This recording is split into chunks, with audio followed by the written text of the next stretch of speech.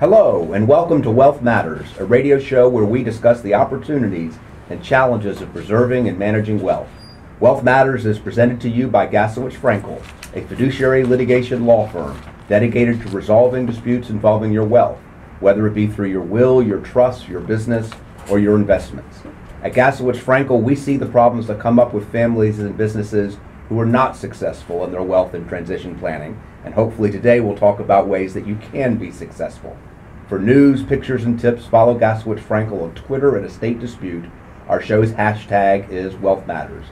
Your hosts today are Adam Gaslowitz and Craig Frankel, and today we are talking about how wealthy families can talk with their children about wealth. Before we start, you may already know that our law firm is participating in a charitable giving year. We're celebrating our 25th anniversary, and so we like to start the show by giving a shout out to the two charities that we supported this month. That would be the Clifton Sanctuary, which is a men's shelter in Decatur, Georgia, and Street Smart Youth Project, a nonprofit that facilitates transitions to healthy, productive, and self-sufficient lives for inner-city children. So, let me introduce our guests for today.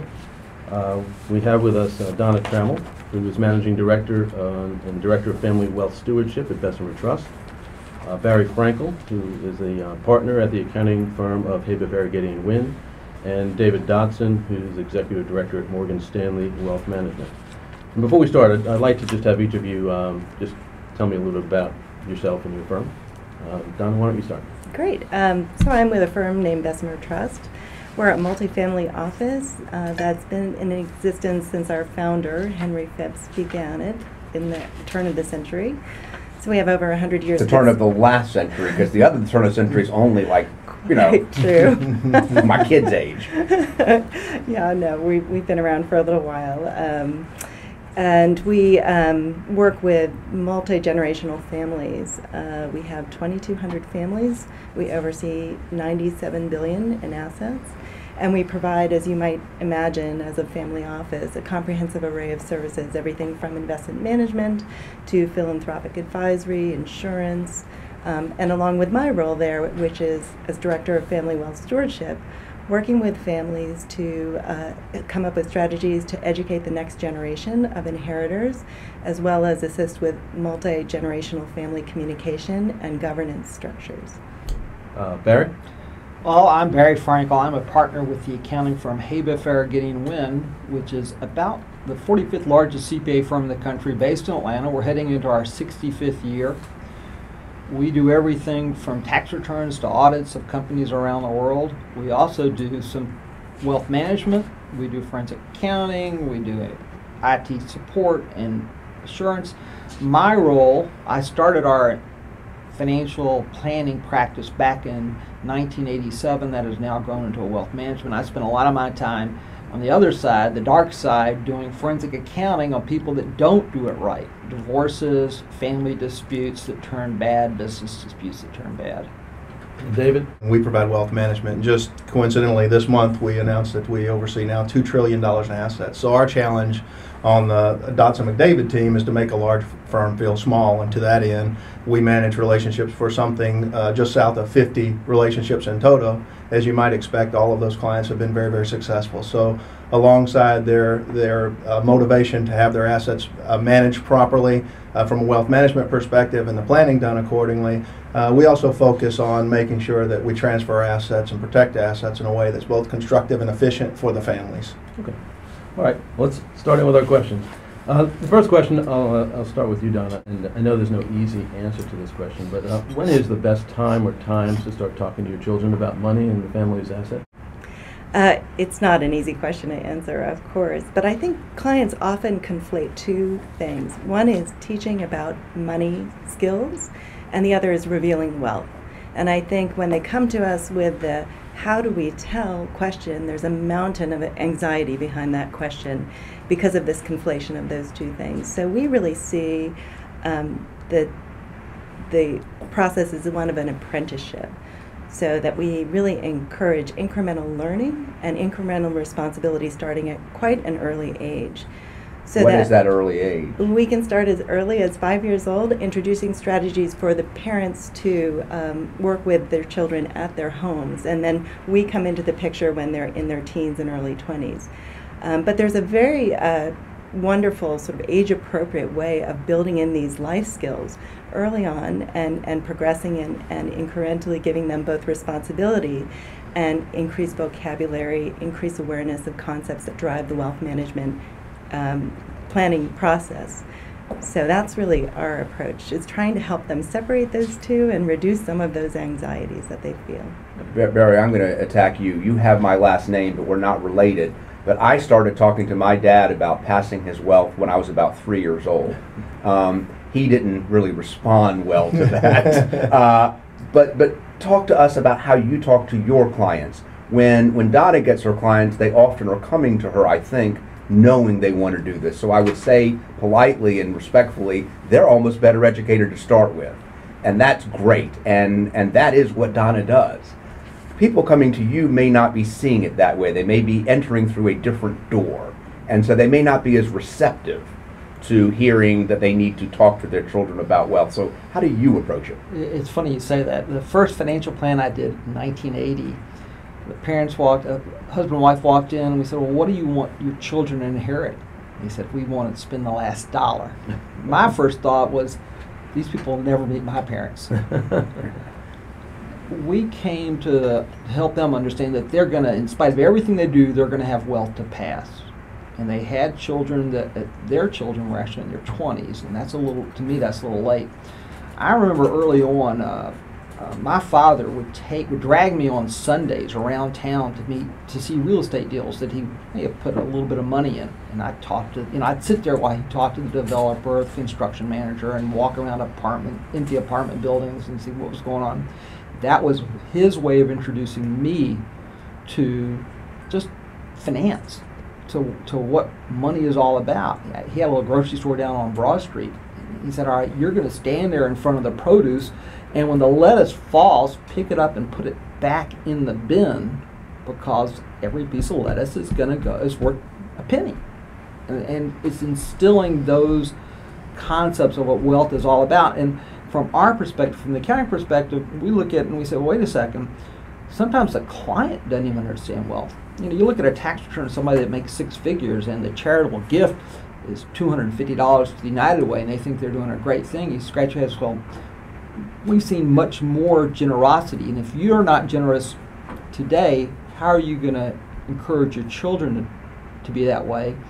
And if everything you do is wrapped up in you, why do you think your children are going to be any different? So it's a process where you really have to educate them. Let's talk about that, because I see in my clients, and including the clients that fail, bringing charity in as part of the education to be really one of the most effective ways to get the children to participate. So I throw it out to anybody. David, you can start. How do you help a kid learn about charity within the family that may enable them to be good stewards, so to speak, of the family's money later on? Well, I would answer the question from the vantage point of both kind of a wealth management planning perspective, but also as a volunteer in a lot of nonprofits and board members myself. And I would say that the common answer that you'll hear kind of in the financial services industry and the nonprofit community is get them involved in the family foundation, get them involved in the donor advised fund, and so forth. But I would also say put the boots on the ground. Because if you look at the most substantial donors, and you guys mentioned some charities that you're involved with at the beginning of the program, the reality is the people that are going to give most aggressively, demonstrate the highest level of commitment, are going to be the boots on the ground volunteers that show up at events, that get their hands dirty, and so forth. So I think sometimes we will mistakenly take the approach that if we get the kids around the table and we vote on who we're going to give money to, that's good enough. I would argue that's probably not good enough, because that's a ledgering activity. Are your clients at least doing that, sitting around the table and talking to their kids about who at least some of the family charity should go to? Yeah, absolutely. And the only caveat that I would put to that is that you have to also be cognizant of the fact that when you engage the kids, you have to let them have an actual voice and actually be determinate in where money goes. I remember one meeting that I had years ago, and the daughter, who was an adult daughter, leaned over to me during the meeting and whispered, and I won't name the university, but very large university, local southern-based university, and sure enough, the matriarch proceeds to say, that's where the money's going. So we've had an idea discussion for 30 minutes about where it might presumably go, but the answer's already predetermined. You know, Barry and Donna, are your families talking about charity and who they should give to early on? Yes, for the most part, and I would completely agree with your statement that you really have to allow the next generation to make their voice heard when it comes to philanthropic endeavors. The other thing I would add to that is really it takes some practice to be able to give wisely. And we encourage our clients to start early and in small amounts. Again, really having their children participate in meetings about where to give the money, making recommendations to the family after they've researched the topic themselves, and then really following up on a volunteer basis with the organization, and after a year's time, understanding where that money went. One of my favorite approaches in this regard is Grandparents' Day. The suggestion that typically around Thanksgiving, we get the grandchildren together with the grandparents, and we prearrange site visits with things that the grandchildren would be interested in, such as a local zoo or the Children's Museum. And they all troop about the town, visiting these sites, speaking with the Director of Development, understanding the needs of these organizations. And then at the end of the day, the grandparents say, we're going to give X amount. Let's all decide which charity we like the best. That's cool. Well, we're presuming that charitable giving and the idea of instilling charity in your children is a good thing in terms of wealth planning and in terms of bringing kids along in the family. But is that necessarily true? We see plenty of families who don't seem to have much of a sense of giving back to the community. How important is that sense? My wife and I were blessed last Saturday with our first grandchild out in Dallas, Texas. You're not old enough for that. My wife's not. The first thing that went to the baby's room was a charity box. And there's one, this is in the hospital room. Took a little plastic cup, wrote charity on it, and stuck $1 in it. He'll have a similar permanent box in his room. He has one at home. And hopefully he'll see his parents put a dime in it, a quarter in it, $1 in it from time to time, and he'll get used to it. And then they've got that instilled, from birth he'll be instilled with a charitable spirit, because it's a realization that the parents need to instill. The parents have to have it first. If the parents don't have it, it's an uphill battle. But the concept is you may accumulate a lot of wealth, but it's not permanent. It's not yours. It's yours to spread and help other people. And the good thing about it, when we were out there, our last night we spent with one of my cousins who unfortunately is suffering with ovarian cancer. Well, she started her own foundation 4 years ago called Be the Difference. She's raised about $2 million while suffering with stage 4 ovarian cancer. And the last night we were with her, my wife wrote her a check. She turned around and wrote a check to Georgia Special Olympics. And it's just her children and her grandchildren are going to see her doing this, and they're going to know that that's what life is all about.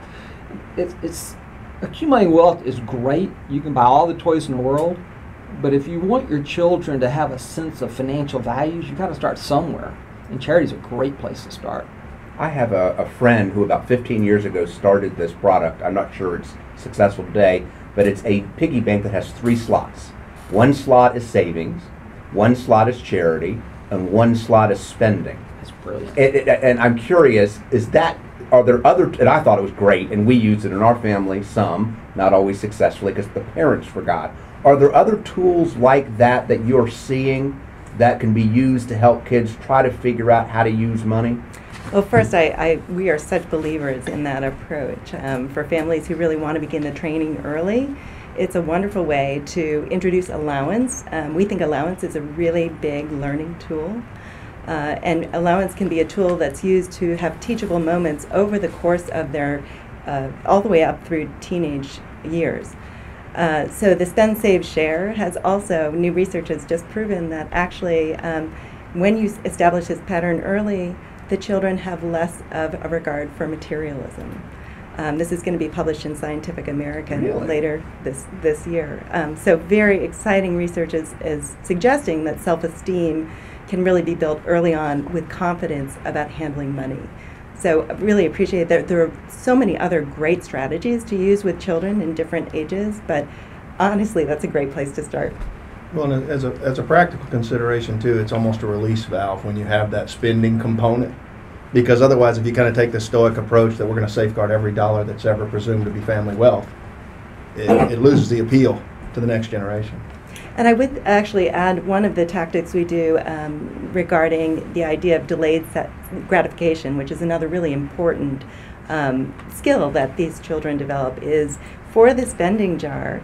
Often kids will come up with ideas of what they want to spend the money on a frequent basis. So we encourage our parents to just put a piece of paper by the refrigerator, write down what it is they want to spend the money on, and at the end of the month, prioritize that list and then match it to the saving that has been accumulated.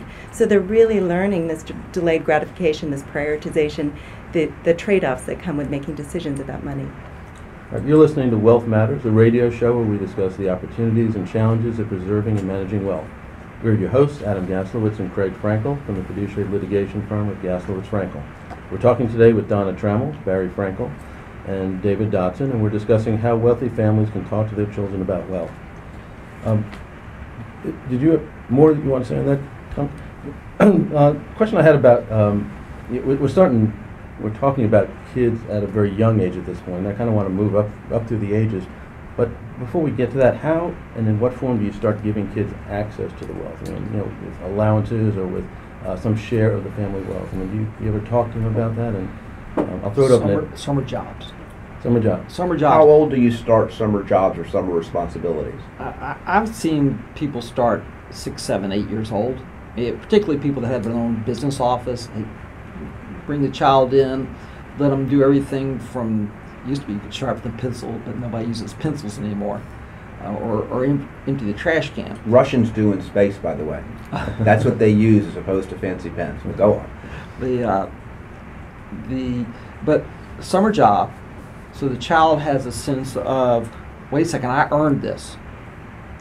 I can actually become productive. I can add to it. You see the old TV show where, I guess it's the greatest game ever played, where the golfer Francis Rideau, or whatever his name was, earns 25 cents as a cat and he puts it in the jar for the family. That concept is great. Have the kid get a summer job, or the children get summer jobs, be it in your business or just up at the Kroger bagging groceries. Or we had a friend whose son every winter sold Christmas trees up at Johnston's Ferry in Lower Roswell Road. And that helps them understand the value of hard work.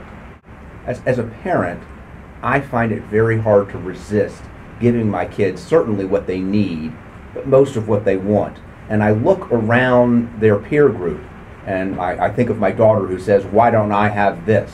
And my knee-jerk, of course, is because you don't deserve it. But my real answer is because you need to earn it. But how do parents who have the ability, perhaps greater than their own parents, or maybe the same, resist that urge to give their children what their children want? The first thing that comes to mind is my mother used to say, just because. Because the reality is, and this is kind of notional, but you have to instill this false sense of scarcity. There is no scarcity for a great many of the families that we deal with. They can have anything that they want at any time that they want that. So if there's not a demonstrated need per se, sometimes you have to be kind of a little artificial in the motivation to say, we're not going to do it, just because, particularly at a young age. But the thing that I would kind of back up against that, which is probably, I thought of it earlier, I was following on Donna's comments, I thought that kind of she was leading right into this, which is I think that, when we talk about a lot of big picture issues for children, particularly teens, we talk about things in the context of the talk. This is not the talk. This is a dialogue that's dynamic, because you take your teenage daughter, for example, and she has certain kind of frame of reference that she's operating in junior high and then high school. When she's married, now you've introduced a new dynamic with the son-in-law and the in-laws and so forth. So this is not a talk that happens once, and it may be a talk that doesn't take, let's say, for a 9-year-old or a 13-year-old or a 21-year-old, but at 33, when we start kind of moving closer and closer to the point of departure where we actually are going to see some asset transfer that's significant, though all of the cumulative talks that you have had over a long period of time, during which time you've been educating and steering that child, can come to fruition. So, as an advisor, how do you talk to your family about that? Because the family may be struggling with this issue, and an advisor may be particularly well positioned to give some direction. I think you really start with empathy. You really need to understand that this is a challenging thing for a parent to do, particularly in an environment of wealth. We had one client put it so beautifully: how do I convince my daughter to buy only one sweater when she knows she could buy the entire store? these are really not easy challenges. They want their children to be independent, but they want them to benefit from the wealth.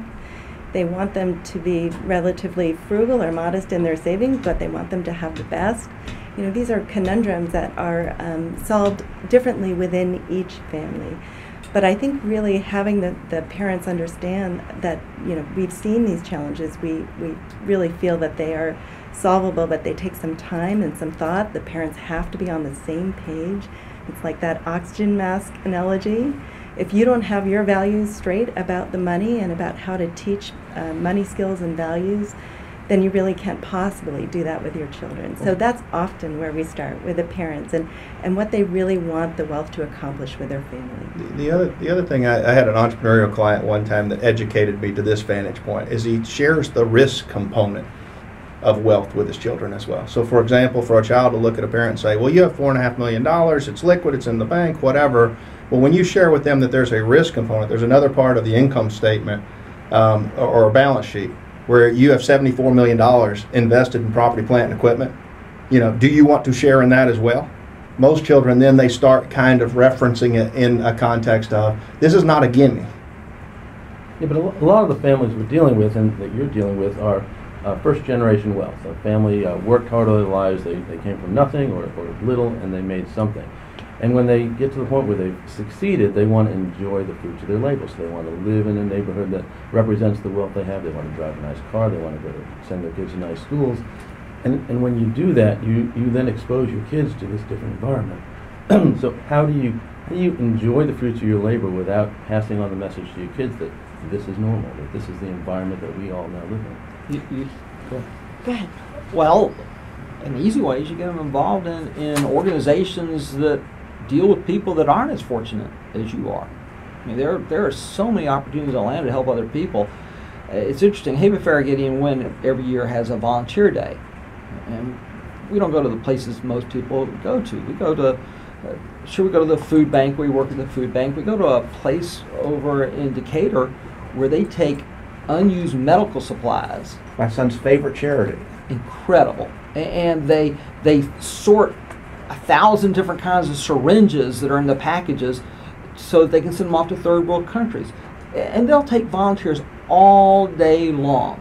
And a family can do that. They can go over there as a family and say, hey, wait a second, we're going to spend a day working here, or we're going to go sort eyeglasses by prescription versus non-prescription, so they can give it by a Lighthouse for the Blind, I think that's what they still call it, the Lions charity, so that people realize they're not as wealthy, or just drive through parts of town that aren't as savory, so to speak, as your neighborhood out in East Cobb or North Fulton. I mean, Are your families doing this? I find that the starting of doing hands-on kind of volunteering is often difficult for adults and children.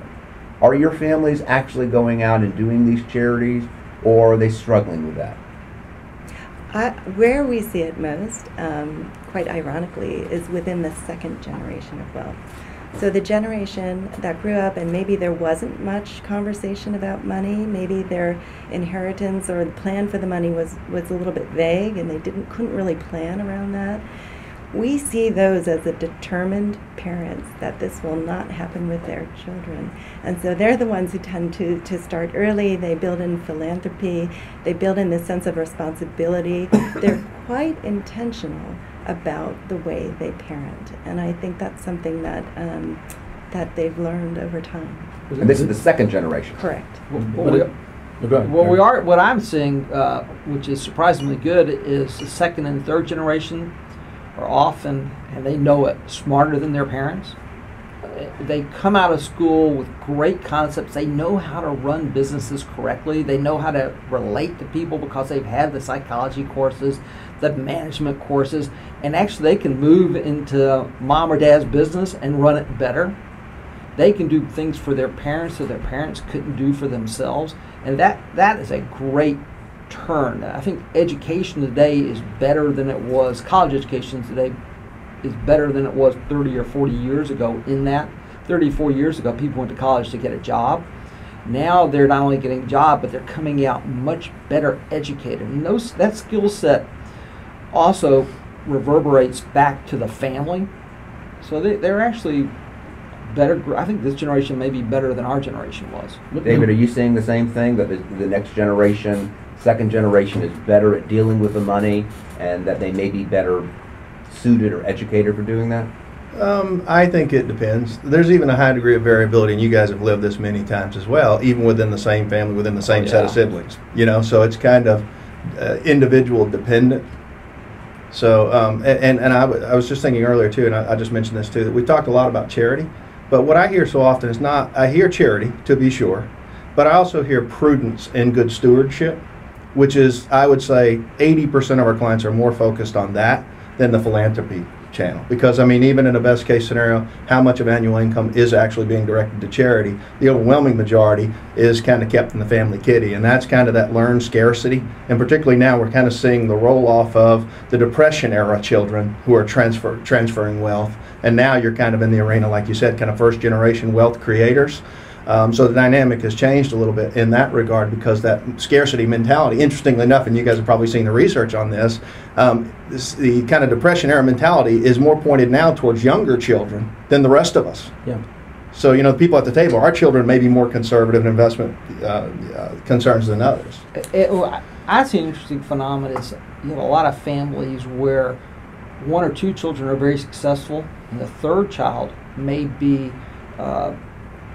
have learning disabilities, may have behavioral problems, and the older children or the younger children have to take care of that sibling throughout life. Situation where mom or dad gives the kid a job and keeps the child employed and can take care of this child that can't survive on their own effectively. And when mom and dad are gone, siblings are going to have that responsibility, and that to me is something that is very, very difficult to educate, because then you've got to want your child to say, hey, wait a second, you can't forget your sibling. You've got to take care of your sibling. And that education to me is perhaps scarier than anything else out there. Barry mentioned that oftentimes the children are better educated and know more. My children clearly know more because they've told me. But how do you resist that? Because the humor aside, the children really do think they often know better than their parents, and yet I'm not sure they do. So how are you able to convey, even if you are smarter or better educated than your parent, the sense of responsibility, the need to take care of your siblings or other members of the family? How do you do that? Well, this sense of stewardship that you brought up is both a mindset and it's an education, right? So the mindset is that you're part of a larger family. You are one link in a chain that goes backwards and forwards. There's a story and context behind the creation of the wealth that is typically very important. As well, there is a story of other parts of the family, and the story is an oscillating narrative. There are highs and lows, setbacks, victories, and all of this is quite important to set the context for that stewardship. But the educational part is simply math, right? If you have a portfolio and you're looking at that value over time, we often show our clients various withdrawal rates off of the portfolio from 0 to 2 to 4 to 6. It's an eye-opener for families when they realize that they really have to be very, very deliberate about this process in order to preserve the wealth through generations. I would just echo that. That's spot on, because it's exactly the process that we would take. Because the children, and you mentioned empathy earlier as well too, they don't understand the math. Like, I'll give you a very kind of pertinent story. Several years ago, we had a client that the mother came in and she was very concerned because the daughter's constantly asking for money. And frankly, the advisor was concerned because of the withdrawal rate. And the mother, I think in this particular context, was 70-something years old. Let's say she had $2 million, and the child was pretty consistently coming to her for $50,000 here, $70,000 there. Well, when we brought the daughter in to kind of explain the context through which this is happening, $2 million to someone that doesn't have $2 million seems like a monumental amount of money, to which there's no bother. But when you're talking about a 70-year-old that has a spend rate of X and a lifespan of another 20, 25, 27 years, you don't get from here to there. And it was very, very interesting, because at one point during the meeting, it clicked for the daughter and she burst into tears. She said, I had no idea. I thought if she was giving it to me, she could. But to your point, I mean, if you do the math and do the withdrawal rates, and we also do something called Monte Carlo simulation, which is a probabilistic kind of analysis, and we all do that, it can show you kind of best case outcomes as well as worst case outcomes. And that will oftentimes kind of get the attention of a child real quickly. So are you arranging or organizing for your clients regular meetings, periodic meetings with the family so that they actually convey these messages in a organized fashion over time? So we're a huge believer in family meetings because communication is really at the heart of everything we've been talking about today. Even if it's a difficult conversation, if it's a conversation about prenups or a business succession, we work with clients to help structure those conversations. We borrow straight out of the page of Harvard Business School's, negotiating skills. There are ways to really present conversations that have a lot of tension to them in a way that can be very less risky and more comfortable for clients. So we talk to clients about issues all the time. We facilitate multi-generational family meetings, and there are some definite tricks to that, right? You have a millennial in the room with a traditionalist. That's a very different lens through which they're both seeing the communication. So, but we also really encourage the focus of the meeting not necessarily to be all about the money. I stand on some great shoulders when I talk about the other sources of family capital, the intellectual capital, the social capital, the human capital that exists within a family. Once you start expanding a family's conversation about themselves and their identity beyond the financial capital, really good things happen. Well, that's great. You're listening to Wealth Matters, a radio show where we discuss the opportunities and challenges of preserving and managing wealth. We are your hosts, Adam Gaslowitz and Craig Frankel from the fiduciary litigation law firm of Gaslowitz Frankel, and we're talking today to Donna Trammell, Barry Frankel, and David Dodson about how wealthy families can talk to their children about wealth. So how important then in these meetings is it for the family to have a mission statement, or something that the family actually believes in and follows and nurtures in the generations? Mission statements can be helpful. Very few clients have them in reality. And I think to some degree, I get that. I think if you spend a lot of time developing a mission statement, that time could actually be used in a lot of other ways that are much more productive for your family. And I would put amongst them at the top in shared learning. Have the family learn not only about financial concepts, but about other families who've been successful in tackling some of these problems. Having outside experts attend a family meeting to talk about whether they're wealth psychologists or they're family business owners, expanding the overall family's education about this very important task is something that we believe even more than maybe a mission statement. How do you start? I mean, you gave the example, Donna, of millennials versus traditionalists. But I look at people of my parents' generation. I don't know how I would get them to even start to have a conversation like that, because from their perspective, whether it's money or family values, it's actually really hard to talk about. So Barry, how do you get somebody to start talking about it? To start talking, you point out the problem. Say, look, in spite of everything you've tried to do, you're going to leave this estate. Now, do you think your children are prepared for it? And it's funny. It's not just the wealthy. It's not somebody with 5 or 10 or 20 or $100 million. If somebody drops dead today owning a home with most of the mortgage paid off and $500,000 of life insurance, all of a sudden the beneficiaries pick up $1.5 million, and with all due respect, that creates a lot of work for you guys. Thank you, by the way. But because the children fight over the money. I remember one of the first engagements I worked with at Habif, Arogeti, and Wynne was an estate with 4 beneficiaries, and they kicked the 4th one out of the family because 3 of them said, "All right, we want the estate, and we don't want the 4th one. We don't like her." And my partner Merrill Wynne said, "Barry, get used to it. That's what estates sometimes are all about." And that came from poor education. That was a result of the parents not educating the children about life's values and how to, maybe they educated them too well on how to manage money because they all wanted it. But I remember one of my great mentors, may he rest in peace, was Jimmy Arogeti. And Mr. Arogeti was a CPA. He's one of the founders of our firm. He had 4 children. 2 of them became lawyers and 2 of them became accountants. I'm not going to tell you which 2 I think are the smarter. But he got all of them involved in understanding early on, probably when they were in high school, so they would follow the right direction. And he formed a family partnership. It was the first family partnership I ever saw, and I don't remember, this goes back to the 60s or early 70s. And he got them involved in the decision making very, very early on. By the time they were out of college, they knew they had to be part of this family partnership. Be it a small one or a large one is irrelevant. They were part of a team with their dad. Now, it doesn't always work. Sometimes you'll have this go on and there'll be 5 siblings and 3 of them will take to the business and 2 of them will just, they'll be spendthrifts. You're not always going to be successful. Well, then along those lines, how do you pass on a lot of wealth without creating a generation that doesn't feel the need to do anything? Spend it. That's my favorite way. But Can I take a half step back just to answer the question about? Yeah, you tell us how you get your clients to talk, because I think it's a challenge. Yeah, and this may be a little disingenuous. Taxes will get them to the table. You tell the second generation, here's what happens badly. You think you're getting 20 million, you're not. There are 3 of you. There are taxes. There's closing costs, settlement costs. All of a sudden, your fractional share is X. You've gotten their attention.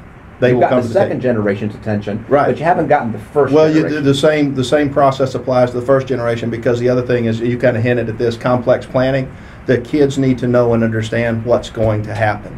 And so you start drawing the kids in, and you also can have them understand and appreciate the complexity of wealth. I've had children saying, you all have too, I'm sure, money's hard. I had no idea granddad or father or whomever had this degree of planning involved. So when you start stepping through, we set up an LLC, we did a sale to defective, we did all this type of stuff, and then all of a sudden, all of this is going to come to rest on the shoulders of whomever the next generation is. We need to explain that. And it also addresses the question, which I think you're kind of hinting at, is, and this is seemingly a little disparaging comment, but a lot of first generation wealth creators will think about a lot of the topics that we're talking about as kind of touchy-feely and not worthy of serious discussion in a business setting. So Donna, how did you do it? How do you get your families to start the conversation? Okay, so there's this group called the millennials. They're in their late teens and through their early 30s, and they are not afraid to ask. So sometimes we tell our client families, this is going to come up, and it may not be at a time and place that you're ready to answer the question. But they are very conversant with money. They're very communicative with each other. They are a generation that is used to sharing and feedback. So in many ways, they are helping us in this communication process, because we really don't want a parent to be caught off guard with how to answer that question. Right. So, and the next question is, sooner or later they're going to be passed on a large amount of money. Even with values, how do you keep a generation that inherits a large amount of wealth from becoming a generation that doesn't do anything? Or has a skewed view of wealth or values? Yeah, and that's where that kind of early and long conversation takes place, that preparation. Because so often when wealth transfer plan is driven by tax efficiency, there isn't enough attention paid to what impact that's going to have on their lives. And I'm not a big fan of the word entitlement, because I think it points a finger squarely at that next generation, when there are so many complexities and nuances within a family that are allowing that to happen. I really think the best antidote is the context of the family's history and this really intentional strategy of educating them and preparing them for the wealth before it's revealed. I see a lot, or Adam and I see a lot, where, and Barry talked about this, preparing the family to take over the business. But the truth is, statistically, 95% of all second generation businesses will fail. And from our side, it fails normally because you haven't prepared the family for running the business. Even in a family partnership, you'll have a family house, but you didn't plan for the funding or who's going to use it or different family circumstances. And sometimes I see this as a planning problem. They planned the LLC or the family partnership, but the planner didn't think about how it was going to be managed. How do you, talking to the family, prepare the family to actually manage whatever assets are going to come on board? The first question is, you ask the kids, you get the kids with the parents and say, all right, we've got this vacation home in Lake Wobegon. Do you guys really want to go there? And where all children are above average. and they'll if they're honest, they'll say to mom and dad, no, let's sell the thing. You know, whether you sell it before they die or after they die, if they step up, et cetera, et cetera. You know, you have to get the kids to express an opinion to mom and dad, and you have to get mom and dad to listen to it. Some of the great screw-ups are holding on to Blackacre when nobody wants Blackacre, or giving Billy worked in the business, let's give Billy the business and give Susie the investment portfolio. And like you said, that business is a rock that's going to go to the bottom of the pond. We don't want the business. Let's sell the business now. Let's transition to make somebody else's business, and then manage some real wealth. So David, how do you tell your family, wait a second, you also need to plan for this asset? How are you going to talk about that part of the education? Yeah, well, I think fundamentally you have to make sure, kind of stepping back half a step too, you have to find the children's passion in all of this. When you talk about, are they going to be a ne'er-do-well if they inherit a bunch of assets that they were unprepared for or whatever, you need to find the passion, because if someone is going to step into, let's say, a fastener business, to the kid it's just dad makes screws, right? And it's the same thing with a lot of other assets, because, and this kind of goes beyond the scope of this conversation, but I think a lot of this is predicated upon the notion that the parental value should be the kid's value, when in fact the assets that they were dear to them, the business that they built, has no higher value in a legitimate sense than whatever the kid's personal mission might be. I was thinking earlier, it's funny because, if your kid likes to snowboard and you think that's not worthy, you want them to run the plastics business. If they become Shaun White, that was a pretty good thing. And we don't know who those people are. And I think the other thing, just kind of, this is kind of sidebar anecdotally, is not really known exactly who's going to do what in the latter stages of life. And now what's happening too is the asset transition is happening so late it almost doesn't matter. Because if you think about somebody that has an actuarial life expectancy to 87 and they had their kids immediately after college, if you don't start early in the gifting process, and then you can start learning their values, and you can start assessing who has an aptitude to run the business, who doesn't, who will do well with money, who won't, who doesn't care. I've had somebody one time and this is incomprehensible to most people and kind of the general public, but a niece inherits $10 million and runs out of the room crying. I never wanted anything to do with this money. It's never done anything but create Adam's conflict. children. They don't want his money. I'm telling you the truth. It's rather interesting to watch. But that is a problem, though. People are living longer. People are inheriting much later. And a lot of our baby boomer generation still has parents who are alive in their 80s and 90s, and they still haven't inherited, even though they're nearing retirement age themselves. It's hard to get that older generation to think about passing it on sooner, because a lot of them live in this fear of losing it all, of not having enough, no matter how much they have. These are not rational, but that's what a lot of people believe, and I'm sure you've all experienced that. How do you get past that? Sometimes you can't, and that's okay. That's their choice and their prerogative, and we honor that. But we do try our best to present the case for it. And we're also really patient. I think as a role as an advisor, you always want to be there, and if the conversation is ready to unfold, you're listening for that cue. So also now you have to teach patience? I frequently use the analogy of a bucket. We can either let the bucket leak, or we can wait till you die and dump the bucket on them and drown the whole family. Most people get that. Let's talk about this on the generation, something Adam mentioned, because we actually are seeing this a lot, where the family that earned a lot of money had really planned to give their wealth to their children, but they lived so much longer. And the children really had anticipated at some point in life, without necessarily entitlement, to be getting it. But because the family is always worried about is it enough, they don't. And they may do fantastic third generation planning. I'm going to give it to my grandchildren.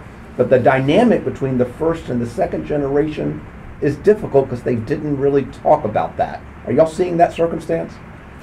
Yeah, every so often we see exactly that happening. I mean, the most important part of any wealth transfer planning is to make sure that the first person, whether it's the wealth creator or the next generation, is taken care of, and that they feel comfortable with the wealth that they have that will last them their lifetime. That's number one.